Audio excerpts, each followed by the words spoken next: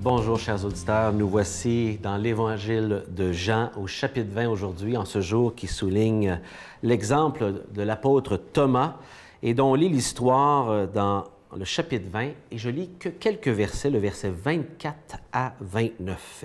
Et le titre est assez simple, c'est les paroles de Jésus qui dit « Ne sois pas incrédule ou ne sois pas incroyant, mais croyant ».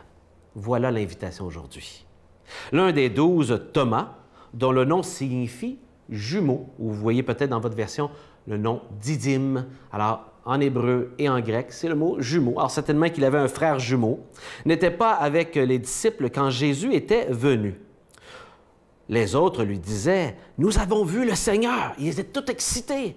Mais il leur déclara, dans son incrédulité, dans le fond, « Si je ne vois pas dans ses mains la marque des clous, si je ne mets pas mon doigt dans l'endroit des clous, je ne me mets ma main dans son côté, non, je n'y croirai pas. » Ici, le mot est à la double négative dans le texte original pour dire « sûr que j'y crois pas ». Il est axé ici sur le fait de toucher, de palper, d'expérimenter pour croire notre ami Thomas. Mais le Seigneur est gracieux, vous savez. Et 8 jours plus tard, les disciples se trouvaient de nouveau dans la maison. Et Thomas était avec eux. Jésus vint alors que les portes étaient verrouillées. Alors, il est rentré à travers les portes, oui. Et il était là au milieu d'eux. Il dit « La paix soit avec vous ». Bien, c'est sûr que quand quelqu'un traverse les portes, c'est bon qu'il nous dise que la paix soit avec nous. Ça peut nous rendre nerveux un peu, n'est-ce pas? Et donc, Jésus est consciencieux de ça. Et il s'adresse à Thomas et il dit ceci « Avance ton doigt ». Il savait ce qu'il avait dit. Il savait son besoin. Et Jésus gracieusement lui invite à avancer son doigt et vois mes mains. Avance ta main et mets-la dans mon côté. Cesse d'être incrédule, sois croyant. Ou on pourrait dire, ne sois pas incroyant, mais croyant. Thomas lui dit alors, mon Seigneur et mon Dieu. Et là, ici, c'est toute une déclaration qui vient montrer non seulement sa foi, mais sa foi dans l'identité de Jésus comme Seigneur et Dieu incarné en homme. Ouf! Toute une déclaration. Il l'a compris et il l'a cru. Mais Jésus lui fait cette déclaration foudroyante après qu'il ait cru. Jésus lui dit, « Parce que tu as vu, tu crois. Heureux ceux qui croient sans avoir vu. » Thomas est évidemment l'exemple de l'homme incrédule, de l'homme qui est rationaliste, incapable de vivre sans avoir des questions et que ces questions soient répondues d'une manière empirique selon ses critères à lui. Quelqu'un qui s'appuie sur son expérience, l'observation et non la théorie ou le raisonnement. Et on le voit dans ces versets qu'on vient de lire. Et vous savez, contrairement aux autres évangiles, Jean est celui qui nous parle de Thomas. Dans 4 épisodes, 4 fois.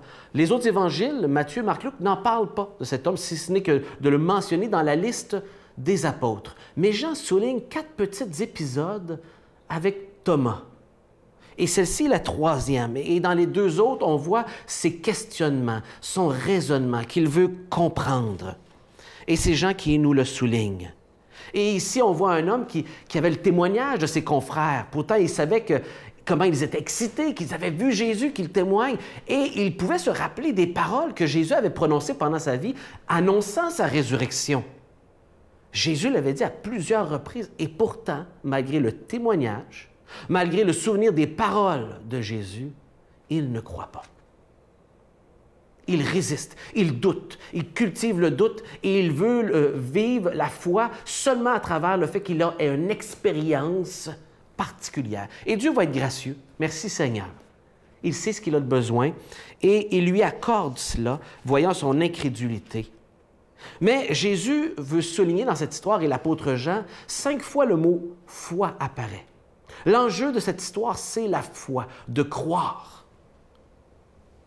Et lui résiste de croire, et Jésus l'invite finalement à céder son incroyance pour de la croyance. Mais Jésus va un peu plus loin, il dit, « Toi, tu as cru sur la base de ce que tu as expérimenté et tu as vu. J'ai été gracieux envers toi. » Mais il dit, « Je veux que tu saches qu'il y a un plus grand bonheur pour ceux qui vont croire, juste sur la base de ce qui est lu ici, qu'on peut lire et entendre du témoignage des apôtres. Heureux, beaucoup de bonheur Pour celui qui, aujourd'hui, en 2021, contrairement à celui qui a touché Jésus, qui croit sur la base de ce témoignage, il y a une promesse de bénédiction, de bonheur, de stabilité dans votre vie si vous décidez de croire à l'invitation de Jésus. Voilà notre défi aujourd'hui que Jésus nous invite à faire. Avez-vous cette foi aujourd'hui? Il n'est pas trop tard. Pourquoi ne pas commencer aujourd'hui?